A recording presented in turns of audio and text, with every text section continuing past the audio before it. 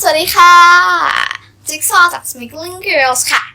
ก่อนอื่นเลยหนูจะต้องขอบคุณโค้ชพี่แมนที่ได้สอนเราเรื่องการปรับเสียงตกแต่งเสียงในคลิปวิดีโอนะคะ ความรู้สึกแรกที่หนูได้ยินเกี่ยวกับเรื่อง equalization นี้ค่ะ หนูก็รู้สึกเหมือนตอนที่หนูได้เห็นแยมรสกุหลาบครั้งแรกที่ร้านขนมค่ะ หนูก็รู้สึกสงสัยแล้วก็สนใจแล้วหนูก็ได้ลองค่ะ ลองออกมาผลปรากฏก็คือดีมากๆค่ะหนูชอบมากๆเลยค่ะ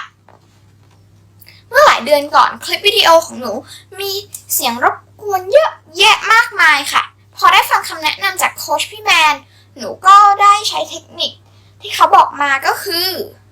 การยืนอยู่หน้าผ้าม่านค่ะแล้วถ้าอยากได้วิวที่สวยหรือว่าออกไปข้างนอกค่ะก็จะต้องใช้ไมค์ลอยที่อยู่ใกล้ปากเรามากพอค่ะ